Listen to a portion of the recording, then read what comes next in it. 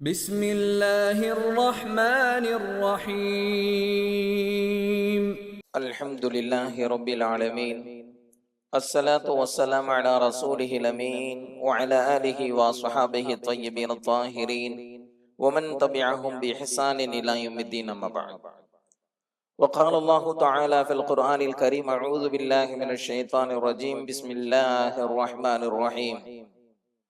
تبارك الذي بيده الملك وهو على كل شيء قدير الذي خلق الموت والحياة ليبلوكم أيكم أحسن عملا.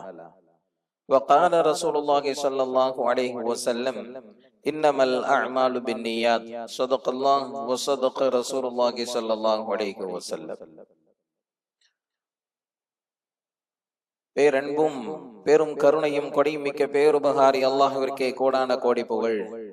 நபிகள் நாயகம் முஹம்மது ரசூலுல்லாஹ் ஸல்லல்லாஹு அலைஹி வஸல்லம் அவர்களின் மீதும், அவர்களை பின்பற்றி வாழ்ந்த சகாபாக்கள், தாபிஈன்கள், தபஅ தாபிஈன்கள், உலமாக்கள், ஷுஹதாக்கள், சாலிஹீன்கள், இங்கு அமர்ந்திருக்கிற நம் அனைவரின் மீதும் அல்லாஹ்வின் அன்பும் அருளும் என்றென்றும் நிறைவாக உண்டாவதாக. அல்லாஹ்வின் கிருபையால் அவனுடைய பொருத்தத்தை நாடியவர்களாக அவனுடைய மாளிகையில் இஅ்திகாஃப் நியத்தோடு அமர்ந்திருக்கிற மார்க்க நண்பர்களே, அல்லாஹு ஜல்ல ஷானஹு தஆலா எந்த நல்ல விஷயங்களை தங்களுடைய வாழ்க்கையில் ஏற்று நடக்கும்படி கட்டளையிட்டுள்ளானோ அந்த விஷயங்களை தங்களுடைய வாழ்க்கையில் ஏற்று நடக்கும்படியும், எந்த விஷயங்களை விட்டு விலகி இருக்கும்படி கட்டளையிட்டுள்ளானோ அந்த விஷயங்களை விட்டு விலகி இருக்கும்படியும் எனக்கும் உங்களுக்கும் தக்வாவை கொண்டு இறை அச்சத்தை கொண்டு நசீஹத்து செய்தவனாக எனது உரையை ஆரம்பம் செய்கிறேன்.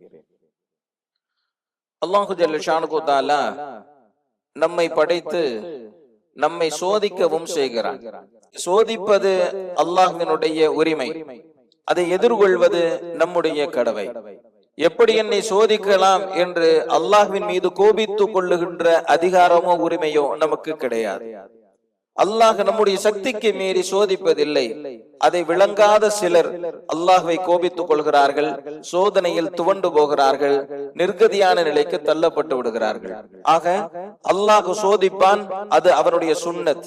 சோதனைகளிலேயே தாங்க முடியாத சோதனை, தான் ஹயாத்தோடு இருக்கிற போதே தன்னுடைய பிள்ளைகளை பறிகொடுப்பது, இதைவிட கடுமையான சோதனை வேறு எதுவும் கிடையாது. அது எவ்வளவு பெரிய தக்வாதாரியாக இருந்தாலும் சரி, எவ்வளவு இறை நெருக்கம் உள்ளவராக இருந்தாலும் சரி, தன்னுடைய பிள்ளையை பறிகொடுத்து விட்டார் என்று சொன்னால் அது தாங்கிக் கொள்ள முடியாத துயரத்தில் அவரை ஆழ்த்தி விடுகிறது. இப்படிப்பட்ட சூழலில் ஆங்காங்கே சிறுவயது மரணங்கள், ஆங்காங்கே விபத்துகள், இவைகள் எல்லாம் பார்க்கிற போது தானே தன்னுடைய கண்ணுக்கு முன்னால் தன்னுடைய பிள்ளைகள் கஃனில் ஏற்றப்படுவதை தாங்கிக் கொள்ள முடியாதவர்கள் துவண்டு போகிறார்கள். எனவே தான் அவர்களுக்கான சில சுப செய்திகளை ஹதீஸின் வாயிலாக சொல்லலாம் என்கின்ற அடிப்படையில் இன்றைய ஜும்மாவுடைய உரையை நாம் பார்க்க இருக்கிறோம். நபி ஸல்லல்லாஹு அலைஹி வஸல்லம் அவர்கள் சொன்னார்கள், யார் ஹயாத்தோடு இருக்கிற போதே தன்னுடைய குழந்தைகளில் 3 பேரை பறிகொடுத்து விடுகிறாரோ அவர் நரகத்தில் நுழைய மாட்டார் என்பதாக சொன்னார்கள். அங்கிருந்த ஹஜ்ரத் உபய் இப்னு கஅப் ரலியல்லாஹு தஆலா அன்ஹு அவர்கள் கேட்டார்கள், யா ரசூலல்லாஹ், நான் 2 குழந்தைகளை பறிகொடுத்திருக்கிறேன், எனக்கு அது கிடையாதா என்பதாக கேட்டார்கள். அப்போது நபி ஸல்லல்லாஹு அலைஹி வஸல்லம் அவர்கள் சொன்னார்கள், 2 குழந்தைகளை பறிகொடுத்தவர்களும் நரகத்திற்குள் நுழைய மாட்டார்கள் என்பதாக சொன்னார்கள். அங்கிருந்த இன்னொரு சகாபி எழுந்து, யா ரசூலல்லாஹ், நான் 1 குழந்தையை பறிகொடுத்திருக்கிறேன் என்பதாக சொன்னார்கள். அப்போது நபி ஸல்லல்லாஹு அலைஹி வஸல்லம் அவர்கள் சொன்னார்கள், நீயும் தான் என்பதாக சொன்னார்கள். ஆக தான் ஹயாத்தோடு இருக்கிற போதே தன்னுடைய குழந்தைகளை பறிகொடுத்தவர்கள் நரகத்திற்குள் நுழைய மாட்டார்கள். இது அவர் தாங்கிக் கொள்ளக்கூடிய சிரமத்திற்கு இறைவன் தரக்கூடிய பரிசு. இன்னொரு முறை நபி ஸல்லல்லாஹு அலைஹி வஸல்லம் அவர்கள் சொன்னார்கள், யார் பருவமடையாத தன்னுடைய 2 குழந்தைகளை பறிகொடுக்கிறாரோ அந்த 2 குழந்தைகளும் இவரை சுவர்க்கத்திற்குள் நுழைவிக்காமல் இருப்பதில்லை என்பதாக சொன்னார்கள். அப்போது ஹஜ்ரத் ஆயிஷா ரலியல்லாஹு தஆலா அன்ஹா அவர்கள் கேட்டார்கள், யா ரசூலல்லாஹ், 1 குழந்தையை பறிகொடுத்தவருக்கு இந்த சுப செய்தி இல்லையா என்பதாக கேட்டார்கள். அப்போது நபி ஸல்லல்லாஹு அலைஹி வஸல்லம் அவர்கள் சொன்னார்கள், ஒருவரை பறிகொடுத்திருந்தாலும் சரி அந்த குழந்தை அவரை சுவர்க்கத்திற்குள் நுழைவிக்காமல் இருப்பதில்லை என்பதாக சொன்னார்கள். யாரையுமே பறிகொடுக்கவில்லை என்று சொன்னால் என்பதாக கேட்டார்கள். எந்த குழந்தையும் மரணிக்கவில்லை என்று சொன்னால் என்பதாக கேட்கிற போது நபி ஸல்லல்லாஹு அலைஹி வஸல்லம் அவர்கள் சொன்னார்கள், அவர்களுக்கான முன் தயாரிப்பாக நானே இருக்கிறேன் என்னுடைய சமூகம் என்னை இழந்ததை விட கடுமையான துக்கத்தை சந்திப்பதில்லை என்பதாக நபி ஸல்லல்லாஹு அலைஹி வஸல்லம் அவர்கள் சொன்னார். அதனாலதான் யாரையாச்சும் நம்ம பறி கொடுத்தோம் அப்படின்னு சொன்னா நபி ஸல்லல்லாஹு அலைஹி வஸல்லம் அவங்களை நினைச்சுக்கணும், அவர்களையே நாம் பறி கொடுத்து நிற்கிறோம். எனவே இவர்களை பறி கொடுப்பது என்பது நபி அவர்களை இழந்ததை விட கூடுதல் சிரமத்தை நமக்கு தரப்போவதில்லை என்று நாம் ஆறுதல் அடைய வேண்டும். இந்த ஹதீஸில் நபி ஸல்லல்லாஹு அலைஹி வஸல்லம் அவர்கள் ஃபரத் என்கின்ற ஒரு வார்த்தையை பயன்படுத்துவார்கள். ஃபரத் என்று சொன்னால் முன் தயாரிப்பு. முன்னரே அந்த குழந்தைகள் சுவர்க்கத்திற்குள் சென்று தன்னுடைய பெற்றோர்களுக்காக வேண்டி எதிர்பார்த்து இருக்கும் என்பதாக நபி அவர்கள் சொன்னார்கள். ஃபரத் ஃபரத் என்று சொன்னால் முன் தயாரிப்பு. எனவே தான் குழந்தைகளினுடைய ஜனாசா தொழுகையில் ஒரு துஆ இருக்கிறது, அல்லாஹும்ம ஜஅல்ஹு ஸலஃபன் வ ஃபரதன் வ துஹ்ரன். குழந்தைகளினுடைய ஜனாசா தொழுகையில் இந்த துஆவை நாம் ஓத வேண்டும். அல்லாஹும்ம ஜஅல்ஹு ஸலஃபன் வ ஃபரதன், யா அல்லாஹ் இந்த குழந்தையை இந்த பெற்றோர்களுக்கான முன் தயாரிப்பாக ஆக்கு. இந்த குழந்தைகள் முன்னரே சென்று சொர்க்கத்தில் அமர்ந்து தன்னுடைய பெற்றோர்களுக்காக வேண்டி எதிர்பார்த்து கொண்டிருக்கக்கூடிய குழந்தையாக ஆக்கு என்பதாக நாம் துஆ செய்ய வேண்டும். சரி, குழந்தை மட்டும் தானா? வயிற்றிலேயே குழந்தை கலைஞ்சிட்டா அதுவும் நடக்குது இல்லையா? அபாஷன் ஆயிடுது இல்லையா? இப்படிப்பட்ட குழந்தைகள் சம்பந்தமாகவும் நபி ஸல்லல்லாஹு அலைஹி வஸல்லம் அவர்கள் சொன்னார்கள் ஒரு ஹதீஸில, பெற்றோர்கள் ஏதாச்சும் ஒரு பாவத்தை செஞ்சு நரகத்தின் பக்கமாக போய்கிட்டு இருப்பாங்க. அந்த வயிற்றில் கலைந்து போன அந்த சிசு அல்லாஹ்விடத்திலே தர்க்கம் செய்யுமாம், என்னுடைய பெற்றோர்கள் எங்கே, அவர்களை நான் சுவர்க்கத்திற்கு அழைத்து செல்ல வேண்டும் என்பதாக. அப்போது அல்லாஹு ஜல்ல ஷானஹு தஆலா அந்த சிசுவை பார்த்து சொல்வானாம், தன்னுடைய பெற்றோர்களுக்காக வேண்டி இறைவனிடத்தில் வாதிடக்கூடிய சிசுவே, நீ உன்னுடைய பெற்றோர்களை சுவர்க்கத்திற்கு அழைத்து செல் என்பதாக சொல்வானாம். இன்னொரு ஹதீஸில் நபி ஸல்லல்லாஹு அலைஹி வஸல்லம் அவர்கள் சொன்னார்கள், அந்த சிசு தன்னுடைய தொப்புள் கொடியை பிடித்துக் கொண்டு தன்னுடைய பெற்றோர்களை சுவர்க்கத்திற்குள் அழைத்து செல்லும் என்பதாக சொன்னார். இதுவெல்லாம் தன்னுடைய குழந்தையை ஆயிரம் ஆயிரம் கற்பனைகளோடு எதிர்பார்த்து கொண்டிருக்கக்கூடிய, வளர்த்து கொண்டிருக்கக்கூடிய பெற்றோர்கள் எதிர்கொள்ளக்கூடிய சிரமத்திற்கு இறைவன் தரக்கூடிய மிகப்பெரிய பரிசு. மலக்குமார்கள் ரூஹ கைப்பற்றிட்டு வரும்போது அல்லாஹு ஜல்ல ஷானஹு தஆலா அந்த மலக்குமார்களை பார்த்து கேட்பானா, என்னுடைய அடியானினுடைய குழந்தையை கைப்பற்றி விட்டாயா என்பதாக கேட்டான். ஆமா, கைப்பற்றிட்டோம். என்ன சொன்னான்? மலக்குமார்கள் சொல்வார்கள், இன்னா லில்லாஹி வ இன்னா இலைஹி ராஜிஊன் என்று சொன்னான். பொருந்தி கொண்டான். வேற என்ன செய்வான்? பொருந்தி கொண்டான் என்பதாக. அப்போது அல்லாஹ் சொல்வானாம் மலக்குமார்களை பார்த்து, என்னுடைய அடியானினுடைய இதய கனியை பறித்தும் அவன் அதை பொருந்தி கொண்டானா, அவனுக்கு சுவர்க்கத்திலே ஒரு மாளிகையை கட்டுங்கள், அந்த மாளிகைக்கு பைத்துல் ஹம்த், புகழின் மாளிகை என்பதாக பெயர் வையுங்கள் என்பதாக அல்லாஹ் சொல்வானா. இதய கனிதானே. நம்முடைய பிள்ளைகளுடைய உயிர் பறிக்கப்பட்டது என்று சொன்னால் நம்முடைய ஈரக்கொலை துண்டே நடுங்கி போய் விடுகிறது அல்லவா? அல்லாஹ் சொல்லுவானாம், என் அடியானினுடைய இதய கனியை பறித்தும் கூட இறைவனை கோபித்துக் கொள்ளாமல் பொருந்தி கொண்டானா, அவனை கௌரவிக்க வேண்டும் அல்லவா? எனவே சுவர்க்கத்திலே பைத்துல் ஹம்த் என்ற மாளிகையை கட்டுங்கள் என்பதாக அல்லாஹ் சொல்லுவான் என்பதாக நபி ஸல்லல்லாஹு அலைஹி வஸல்லம் அவங்க சொன்னார். ஹதீஸ்ல வர்றது பூராவே சின்ன குழந்தைங்க தான். வயதுக்கு 22, 25 வயசுல நம்ம பிள்ளைங்க இறந்துட்டோம் அப்படின்னு சொன்னா இந்த சுப செய்தி எல்லாம் கிடையாதா என்று சொன்னால் அவர்களுக்கும் உண்டு. காரணம் என்ன அப்படின்னு சொன்னா, அறிஞர்கள் சொல்லுவாங்க, சின்ன குழந்தையை இழந்தவங்களை விட பெரிய குழந்தைகளை இறக்குறாங்க இல்லையா, அவங்களுக்கு தான் துக்கம் அதிகம். சின்ன குழந்தைக்கு கற்பனை மட்டும் தான் இருக்கும். வாலிப வயதில் குழந்தையை இழக்கிற போது அவர்களுக்கு அவர்களுடைய பெரும் பெரும் முயற்சிகளும் சேர்ந்து கபருக்கு போய் விடுகிறது. என்னுடைய பிள்ளை இப்படி வர வேண்டும், இப்படி வாழ வேண்டும், இப்படி என்னை கௌரவிக்க வேண்டும், எனக்கு இப்படி எல்லாம் பணிவிடை செய்ய வேண்டும், என்னுடைய எதிர்காலத்திற்கு இப்படி எல்லாம் இவன் உறுதுணையாக இருக்க வேண்டும் என்று பல்வேறு கற்பனைகளோடு தன்னுடைய குழந்தையை பாராட்டி சீராட்டி வளர்த்து வாலிப வயதை அவன் அடைந்ததற்கு பிறகு இழப்பது இருக்கிறதே, இது குழந்தையை இழப்பதை விட மிகப்பெரிய மனச்சிதைவை உருவாக்கக்கூடியது. அதனால அந்த பெற்றோர்களுக்கும் அல்லாஹு ஜல்ல ஷானஹு தஆலா சுவர்க்கத்தை பரிசாக தருகிறான் என்று சொல்லிவிட்டு இந்த ஹதீஸை சொல்லுவார்கள். நபி ஸல்லல்லாஹு அலைஹி வஸல்லம் அவர்கள் சொன்னார்கள், என்னுடைய அடியானில் யார் தன்னுடைய பிரியத்திற்குரியவரை இழந்து விடுகிறாரோ அவருக்கு சுவர்க்கத்தை தவிர வேறு எதுவும் பரிசில்லை என்பதாக அல்லாஹ் சொல்லுகிறான். தன்னுடைய பிரியத்துக்குரியவர்கள் யாராக இருந்தாலும் சரி, அவர்களை இழந்ததற்கு பிறகு பொறுமையை மேற்கொண்டால், அவருடைய விதியை பொருந்தி கொண்டால், அதை ஏற்றுக்கொண்டால், அல்லாஹு ஜல்ல ஷானஹு தஆலா அந்த இழப்புக்கு நிகராக அல்லாஹ் சுவர்க்கத்தை பரிசளிக்கிறான் என்பதாக நபி ஸல்லல்லாஹு அலைஹி வஸல்லம் அவர்கள் சொன்னார்கள். ஆக இதுவெல்லாம் சுப செய்தி.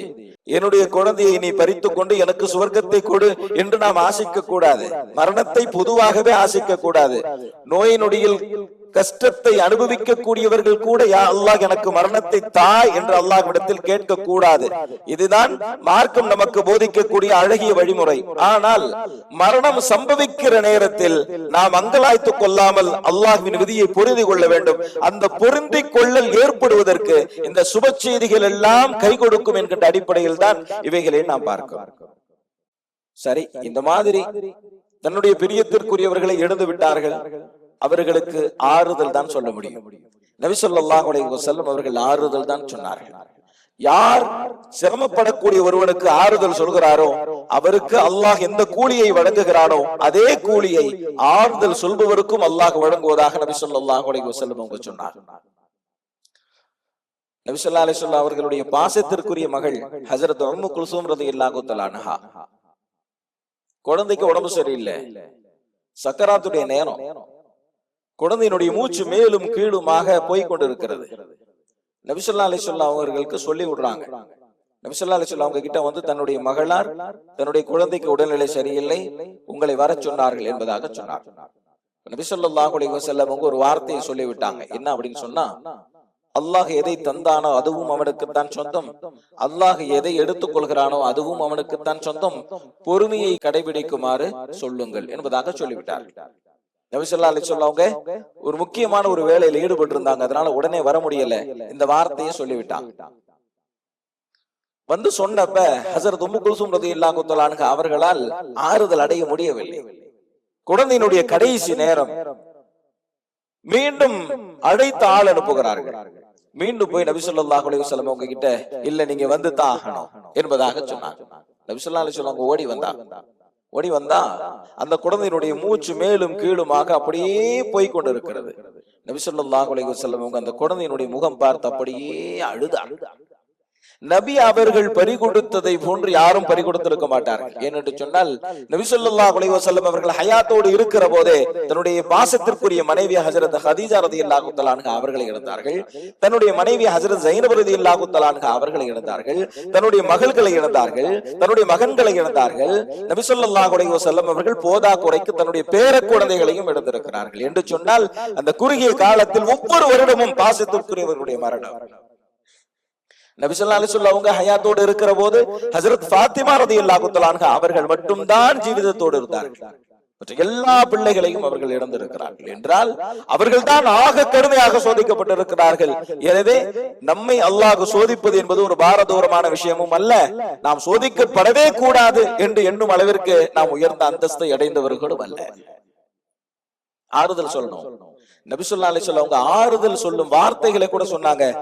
அல்லாஹு லக்கல் அஜ்ர், அல்லாஹ் ஜல்ல ஷானுஹு தஆலா உங்களுக்கு மிகப்பெரிய கூலியை வழங்குவானாக. வ அல்ஹமக ஸப்ர், அல்லாஹ் உங்களுக்கு பொறுமையை தருவானாக. வ ரஸகக ஷுக்ர், அல்லாஹ் மற்ற நியமத்துகளுக்கு ஷுக்ர் செய்யக்கூடிய வாய்ப்பை வழங்குவானாக என்று நாம் துஆ செய்ய வேண்டும். இது பறி கொடுத்தவர்களுக்கு நாம் சொல்லக்கூடிய ஆறுதல் வார்த்தைகள். இதை மனப்பாடம் பண்ணி வச்சுக்கணும். அல்லாஹு லக்கல் அஜ்ர் வ அல்ஹமக ஸப்ர் வ ரஸகக ஷுக்ர், உங்களுக்கு பரிபூரணமான கூலியை வழங்குவானாக, உங்களுக்கு பொறுமையை அல்லாஹ் தருவானாக, பிற நியமத்துகளுக்கு ஷுக்ர் செய்யக்கூடிய வாய்ப்பையும் வழங்குவானாக என்கின்ற இந்த வார்த்தை. வெளியூர்ல இருக்கக்கூடியவங்களுக்கு கூட நபி ஸல்லல்லாஹு அலைஹி வஸல்லம் அவங்க கடிதத்தின் வாயிலாக ஆறுதல் சொல்லி இருக்கிறார்கள்.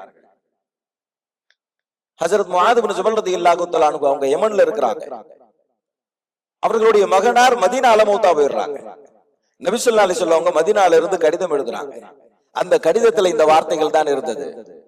இதை சொல்லிவிட்டு சொல்கிறார்கள், அல்லாஹ் எதையெல்லாம் நமக்கு வழங்கி இருக்கிறானோ எல்லாம் அல்லாஹ்வினுடைய இரவல் பொருள். ஒவ்வொன்றிற்கும் அல்லாஹ் ஒரு தவணையை நிர்ணயித்து இருக்கிறான். அந்த தவணை வருகிற போது அல்லாஹ் அதை கைப்பற்றிக் கொள்கிறான். அல்லாஹ் வாரி வழங்குகிற போது அதற்கு நன்றி செலுத்துங்கள். அல்லாஹ் எதையாவது பறித்து விட்டால் நீங்கள் பொறுமையாக இருங்கள். பொறுமையை இழப்பதன் மூலமாக கவலையை உங்களால் தடுக்க முடியாது.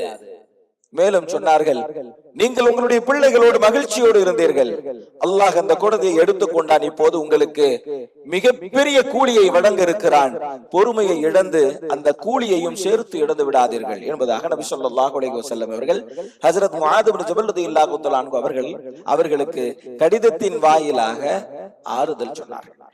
ஒருவர் மரணமாகிற நேரத்துல அவர்களோடு எப்படி நடந்து கொள்ள வேண்டும் என்கின்ற சில ஒழுக்கங்களிலும் நாம் கவனம் செலுத்த வேண்டும். மிக முக்கியமான செய்தி இது. ஒருத்தர் சக்கராத்துல இருக்கிறார் அப்படின்னு சொன்னா என்ன செய்யறது? மௌத்தா போனவன என்ன செய்யறது? அதில் சுன்னத்தான சில முறைகளை நாம் தெரிந்து வைத்துக் கொள்ள வேண்டும். அந்தந்த நேரத்தில் ஓதக்கூடிய சில சின்ன சின்ன துஆக்களை மனனம் செய்து வைத்துக் கொள்ள வேண்டும். இது நம்முடைய ஈமானுடைய மரணத்திற்கு வழிவகுக்கும். ஒருத்தர் சக்கராத்துல இருக்கிறார் அப்படின்னு சொன்னா மெல்லிய குரல்ல யாசீன் ஓதணும். நபி ஸல்லல்லாஹு அலைஹி வஸல்லம் அவங்க சொன்னாங்க, மௌத்தா போறவருக்கு பக்கத்துல நீங்க யாசீன் ஓதுங்க என்பதாக சொன்னாங்க. மௌத்தா போனதுக்கு அப்புறம் இல்ல, மௌத்தா போறதுக்கு முன்னாடி யாசீன் ஓதுங்கன்னு சொன்னாங்க. அவருக்கு டிஸ்டர்ப் ஆகாத வகையில அழகிய முறையில யாசீன் ஓதணும். இரண்டாவது, அவருக்கு கலிமாவை ஞாபகப்படுத்தணும். கலிமாவை ஞாபகப்படுத்தணும். இமாம் அபூ ஸுர்ஆ ரஹிமஹுல்லாஹ் மிகப்பெரிய முஹத்திஸ். நூற்றுக்கணக்கான மாணவர்களுக்கு ஆயிரக்கணக்கான ஹதீஸ்களை பாடம் நடத்திய மிகப்பெரிய மகான் இமாம் அபூ ஸுர்ஆ ரஹிமஹுல்லாஹ். அவங்க சக்கராத்துல இருக்கிறாங்க. கேள்விப்பட்டுட்டு அவங்களுடைய மாணவர்கள் அவர்களை சந்திக்கிறதுக்காக வேண்டி வர்றாங்க. அபு ஹாத்திம், முஹம்மது இப்னு முஸ்லிம் 2 பேர் வர்றாங்க. வந்து பார்த்தா இமாம் அபூ ஸுர்ஆ ரஹிமஹுல்லாஹ் அவங்க கண்ணை மூடி அப்படியே படுத்திருக்கிறாங்க. கடைசி நேரம் அப்படிங்கறத இவங்க 2 பேரும் புரிஞ்சுக்கிட்டாங்க. அவங்களுக்கு கலிமாவை ஞாபகப்படுத்தணும். எப்படி ஞாபகப்படுத்துறது? சாமானிய மனிதனாக இருந்தால் சொல்லலாம், மிகப்பெரிய முஹத்திஸ், ஆயிரக்கணக்கான ஹதீஸ்களை இந்த சமூகத்திற்கு தந்த மகான், இவர்களுக்கு நாம எப்படி கலிமாவை ஞாபகப்படுத்துறது அப்படின்னு ஒரு தயக்கம். சாமானிய மனிதருக்கும் முஹத்திஸுக்கும் உள்ள வித்தியாசம் என்ன அப்படின்னு சொன்னா, நாம ஹதீஸ் எப்படி சொல்லுவோம்? நேரடியாக சஹாபாக்களுடைய பெயரை சொல்லி நபி ஸல்லல்லாஹு அலைஹி வஸல்லம் அவர்கள் சொன்னதாக ஹஜ்ரத் அபூ ஹுரைரா ரலியல்லாஹு தஆலா அன்ஹு அவங்க அறிவிக்கிறாங்க அப்படின்னு சொல்லிடுவோம், அவ்வளவுதான். ஆனா முஹத்திஸீன்கள் எப்படி சொல்வாங்கன்னு சொன்னா, தனக்கு அந்த ஹதீஸை சொன்னவரின் பெயரை சொல்லி, அவருக்கு யார் சொன்னார் அவருடைய பெயர், அவருக்கு யார் சொன்னார் அவருடைய பெயர், அவருக்கு யார் சொன்னார் அவருடைய பெயர், அவருக்கு சொன்ன சஹாபியினுடைய பெயர், பிறகு அந்த சஹாபிக்கு நபி ஸல்லல்லாஹு அலைஹி வஸல்லம் அவர்கள் சொன்ன ஹதீஸ் என்பதாகத்தான் சொல்லுவார்கள். சக்கராத்தில் இருக்கக்கூடியவர் மிகப்பெரிய முஹத்திஸ். எனவே முஹம்மது இப்னு முஸ்லிம் அவர்கள் இவர்கள் சொன்ன ஒரு ஹதீஸை சொல்கிறார்கள். மன் கான ஆகிரு கலாமிஹி லா இலாஹா இல்லல்லாஹ் தஹலல் ஜன்னah. யாருடைய கடைசி வார்த்தை லா இலாஹா இல்லல்லாஹ்வாக இருக்குமோ அவர் சுவர்க்கத்திற்குள் நுழைந்து விட்டார் என்கின்ற இந்த ஹதீஸை சொல்லணும். அறிவிப்பாருடைய பெயரை ஆரம்பிப்போம் என்று சொல்லி வந்திருந்த முஹம்மது இப்னு முஸ்லிம் அந்த அறிவிப்பாருடைய பெயர் ஆரம்பிச்சாரு. ஒரு 3 பேரை சொல்லிட்டாரு, அதுக்கு பேரை மறந்துருச்சு. அபூ ஹாத்திம் திரும்ப ஆரம்பிக்கிறார். 3 அறிவிப்பாருடைய பேரை சொன்னாரு, அதுக்கு பிறகு அவராலையும் சொல்ல முடியல. 2 பேரும் சொல்ல முடியாம அப்படியே நிக்கிறாங்க. இமாம் அபூ ஸுர்ஆ கண்ண முழிச்சிட்டான். கண்ண முழிச்சிட்டு என்ன தூக்கி உட்கார வைங்கன்னு சொன்னான். தூக்கி அவங்களை உட்கார வச்சாச்சு. உட்கார வச்ச உடனே இமாம் அபூ ஸுர்ஆ சொல்றாங்க, ஹத்தஸனா புந்தர், எனக்கு புந்தர் அவர்கள் அறிவிக்கிறார்கள். புந்தருக்கு அபு ஆசிம் அவர்கள் அறிவிக்கிறார்கள். அபு ஆசிமிற்கு அப்துல் ஹமீத் அவர்கள் அறிவிக்கிறார்கள். அப்துல் ஹமீதிற்கு சாலிஹ் அவர்கள் அறிவிக்கிறார்கள். சாலிஹிற்கு முஆத் இப்னு ஜபல் ரலியல்லாஹு தஆலா அன்ஹு அவர்கள் அறிவிக்கிறார்கள். அவர்கள் நபி ஸல்லல்லாஹு அலைஹி வஸல்லம் அவர்கள் சொன்னதாக, மன் கான ஆகிரு கலாமிஹி லா இலாஹா இல்லல்லாஹ் என்று சொன்னார்கள். உயிர் போயிடுச்சு. தஹலல் ஜன்னah கூட சொல்லல, லா இலாஹா இல்லல்லாஹ் இவனுடைய ஹா சொன்னார்கள், அவருடைய உயிர் பிரிந்து விட்டது. யார் எதோடு உலகத்தில் பின்னி பிணைந்து இருக்கிறார்களோ கடைசி நேரத்தில் அதுதான் வரும். கடைசி நேரத்தில் அதான் வரும். அதனாலதான் எங்க உஸ்தாதுமார்கள் சொல்லுவாங்க, இந்த பாட்டு கேட்கிறாங்க இல்லையா, பாட்டு கேட்கறது அது சில பேருக்கு அதுல ஒரு லைஃப் ஏற்பட்டுரும். பாட்டு கேட்கறது, கார்ல போகும்போது பாட்டு கேட்கறது, ஃப்ரீயா இருக்கும்போது பாட்டு கேட்கறது, போர் அடிக்கும் போது பாட்டு கேட்கறது. இந்த மாதிரி நம்ம பாட்டு கேட்டு அதுல லயிச்சிட்டோம் அப்படின்னு சொன்னா, மௌத்துடைய நேரத்துல நாம விரும்பி அந்த பாட்டு இருக்குது இல்லையா, அது கூட ஞாபகத்துக்கு வரதுக்கு வாய்ப்பு. கடைசி நேரத்துல ஒரு பாவம் நம்முடைய ஈமானை பறித்து, அதனாலதான் சொல்லுவாங்க, பாவமான காரியத்திலிருந்து விலகி இருக்கணும். ஆனா சில நேரத்தில் நம்மளுடைய நப்ஸ் சில பாவத்துல போய் அப்படியே ஈடுபட்டுக்கிட்டே இருக்கும். அதனாலதான் எந்த பாவத்திற்கும் அடிமையாகும் அளவிற்கு அதை செய்து விடக்கூடாது என்பதாக சொல்லுவான். செஞ்சிருவான், அப்பப்ப முழுசா பரிசுத்தமா வாழ்றதுங்கிறது முடியாது. சில பாவங்களை செஞ்சிருவோம். ஆனா இந்த பாவத்தை திரும்ப திரும்ப திரும்ப திரும்ப செய்து அந்த பாவத்திற்கு அடிமையாகும் அளவிற்கு அதை செய்து விட்டோம் என்று சொன்னால் அது நம்முடைய சக்கராத்தை அது கேள்விக்குறியாக கடைசி நேரத்தில். அப்ப அந்த இடத்துல கடைசி நேரத்துல லா இலாஹா இல்லல்லாஹ் என்கின்ற கலிமாவை ஞாபகப்படுத்தும். மூன்றாவது, அந்த நேரத்துல துஆ செய்யணும். நபி ஸல்லல்லாஹு அலைஹி வஸல்லம் அவங்க சொல்றாங்க, அந்த நேரத்துல மலக்குமார்கள் எல்லாம் வருகை தந்திருப்பாங்க. நாம உடலுக்கு தான் கஃன் போடுவோம், மலக்குமார்கள் ரூஹுக்கு கஃன் போடுவதற்காக வேண்டி கஃன் துணியோடு வந்திருப்பார்கள். அந்த நேரத்துல நாம செய்யக்கூடிய துஆவிற்கு அந்த மலக்குமார்கள் ஆமீன் சொல்கிறார்கள். அந்த கடைசி நேரத்துல நம்ம ஆமீன் சொல்றோம். சரி, மூத்தா போயிட்டார், கண்ணு விழிச்சிருப்பாங்க இல்லையா? அபூ சலமா ரலியல்லாஹு தஆலா அன்ஹு அவங்க மூத்தா போன நேரத்துல நபி ஸல்லல்லாஹு அலைஹி வஸல்லம் அவங்க கண்ணை மூடும் போது ஒரு துஆ ஒன்று ஓதுனாங்க. யா அல்லாஹ், இந்த அபூ சலமாவை மன்னித்து விடு, அவருடைய கபரை நீ விசாலப்படுத்து, அவருடைய கபரை நீ பிரகாசப்படுத்து, நேர்வழி பெற்றவர்களோடு இவரை சேர்த்து விடு என்பதாக நபி ஸல்லல்லாஹு அலைஹி வஸல்லம் அவங்க துஆ செஞ்சாங்க.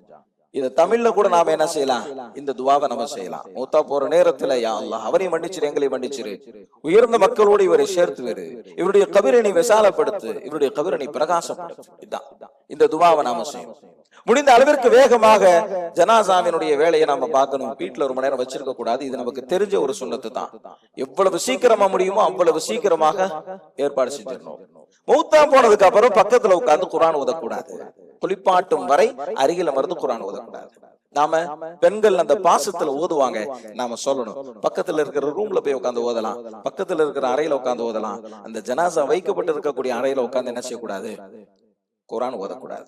ஜனாசா தொழுகை, ஜனாசா தொழுகையில முதல் தக்பீர் ஓதுறவன சனா எல்லாருக்கும் தெரியும். இரண்டாவது தக்பீர் ஓதுனதுக்கு பிறகு தரூத் இப்ராஹிம் ஸலவாத் ஓதுறோம், அதுவும் தெரியும்.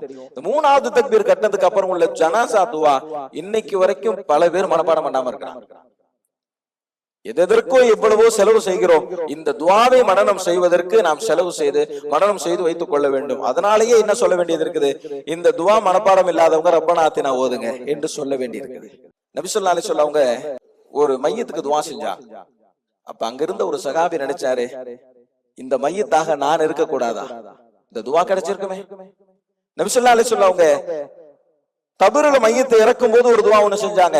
ஹஜ்ரத் இப்னு மஸ்ஊத் ரலியல்லாஹு தஆலா அன்ஹு அவங்க சொல்றாங்க, இந்த மையத்தாக நான் இருக்க கூடாதா, நபி ஸல்லல்லாஹு அலைஹி வஸல்லம் அவங்களுடைய இந்த துஆ கிடைச்சிருக்குமே என்பதாக சொன்னார். கபருல இறக்கும் போது பிஸ்மில்லாஹ் அலா மில்லத்தி ரசூலில்லாஹ் என்பதாக சொல்லி நாம கபருல இறக்கணும். மையத்திற்கு மண்ணை போடுகிற நேரத்துல 3 புடிய நபி ஸல்லல்லாஹு அலைஹி வஸல்லம் அவங்க போடுவாங்க. மின்ஹா ஹலக்னாகும் வ ஃபீஹா நுஈதுகும் வ மின்ஹா நுக்ரிஜுகும் தாரத்தன் உக்ரா. 3 பிடியை போடணும். முதலாவது பிடி போடும்போது வ மின்ஹா ஹலக்னாகும், இரண்டாவது பிடி போடும்போது வ ஃபீஹா நுஈதுகும், மூன்றாவது பிடி போடும்போது வ மின்ஹா நுஈதுகும் தாரத்தன் உக்ரா என்பதாக சொல்லி நாம இந்த பிடியை போடணும். மூடுனதுக்கு அப்புறம் உடனே வந்துடக்கூடாது, கொஞ்ச நேரம் நிக்கணும். நபி ஸல்லல்லாஹு அலைஹி வஸல்லம் அவங்க சொன்னாங்க, தலைமாட்டு பக்கத்துல போய் சூரத்துல் பக்ராவுடைய ஆரம்ப வசனத்தை ஓதுங்க, கால் மாட்டுக்கு போய் சூரத்துல் பக்ராவுடைய கடைசி வசனங்களை ஓதுங்க என்பதாக நபி ஸல்லல்லாஹு அலைஹி வஸல்லம் சொன்னாங்க. ஹஜ்ரத் அம்ர் இப்னு ஆஸ் ரலியல்லாஹு தஆலா அன்ஹு சிறந்த சஹாபி, சக்கராத்துல இருக்கிறாங்க. அம்ர் இப்னு ஆஸ் ரலியல்லாஹு தஆலா அன்ஹு அவங்க தன்னுடைய பிள்ளைகளை பார்த்து சொல்றாங்க, மகனே, நான் 3 வகையான காலத்தை கடந்திருக்கிறேன். அதில் முதலாவது காலம் ஜாஹிலியாவினுடைய காலம். நபி ஸல்லல்லாஹு அலைஹி வஸல்லம் அவர்கள் தான் எனக்கு ஆக பிடிக்காதவர்களாக இருந்தார்கள். அந்த காலத்தில் நான் மரணமாகி இருந்தால் சந்தேகமே இல்லாமல் நரகவாதி. இரண்டாவது ஒரு காலம் வந்தது, நபி ஸல்லல்லாஹு அலைஹி வஸல்லம் அவர்களுக்கு முன்னால் பையத்து செய்வதற்காக வேண்டி அமர்ந்திருக்கிறேன். நபி அவர்கள் கையை நீட்டினார்கள். நான் கையை மேலே வைப்பதற்கு முன் நபி அவர்களை பார்த்து கேட்டேன், யா ரசூலல்லாஹ், மிகப்பெரிய பாவங்கள் எல்லாம் நான் செய்திருக்கிறேன். நான் ஈமானை இஸ்லாத்தை ஏற்றுக்கொண்டால் அந்த பாவங்கள் மன்னிக்கப்படுமா என்பதாக கேட்டேன். நபி அவர்கள் சொன்னார்கள், ஆம், ஒருவருடைய இஸ்லாம், ஒருவருடைய ஹிஜ்ரத், ஒருவருடைய ஹஜ் முந்திய பாவங்களை அழித்து விடும் என்பதாக நபி ஸல்லல்லாஹு அலைஹி வஸல்லம் அவர்கள் சொன்னார்கள். பையத்து செய்தேன்.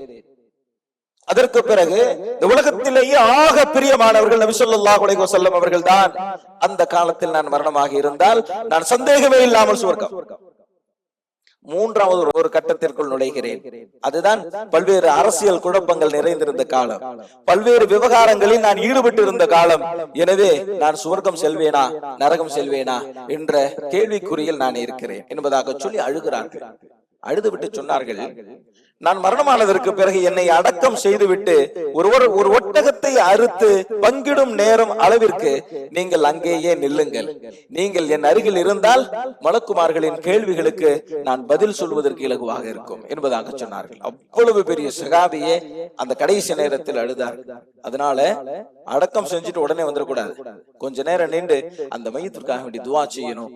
இப்படி துவா செய்யும் போது அந்த துவாவினுடைய பலன் நமக்கும் கிடைக்கும். அதை புரிஞ்சுக்கணும். நாம அமர் இப்னு ஆஸ் ரலியல்லாஹு தஆலா அன்ஹு அவங்க இதையும் சொல்றாங்க, ஜாஹிலியாவினுடைய பழக்க வழக்கத்தை போன்று உப்பாரி வைக்கக்கூடிய பெண்களை அழைத்து வந்து ஓலமிட்டு விடாதீர்கள் என்பதாகவும் சொல்கிறார். ஆக மார்க்கத்தினுடைய வழிமுறை என்று ஒன்று இருக்கிறது. மார்க்கம் நம்முடைய உணர்வுக்கும் நம்முடைய அனைத்து விருப்பங்களுக்கும் வெறுப்புகளுக்கும் அங்கீகாரம் தரக்கூடிய ஒரு மார்க்கம், இயல்பான மார்க்கம். எனவே அந்த மார்க்கத்தினுடைய வழி நின்று எல்லா விதமான உணர்ச்சிகளையும் நான் சரிபடுத்தி அதை வெளிப்படுத்த வேண்டும். அல்லாஹு ஜல்ல ஷானஹு தஆலா அப்படி ஒரு நல்ல தௌஃபீக் நமக்கு தந்தருள்வானாக. வ ஆகிர் தஅவானா அல்ஹம்துலில்லாஹி ரப்பில் ஆலமீன். அஸ்ஸலாமு அலைக்கும் வரஹ்மத்துல்லாஹி வ பரகாத்துஹு. பள்ளிவாசலின் பராமரிப்பிற்காக வேண்டி தாராளமாக உதவி செய்யுங்கள். அல்லாஹு ஜல்ல ஷானஹு தஆலா நாம் செய்யக்கூடிய உதவிகளுக்கு நிரப்பமான நற்கூலியை வழங்குவானாக.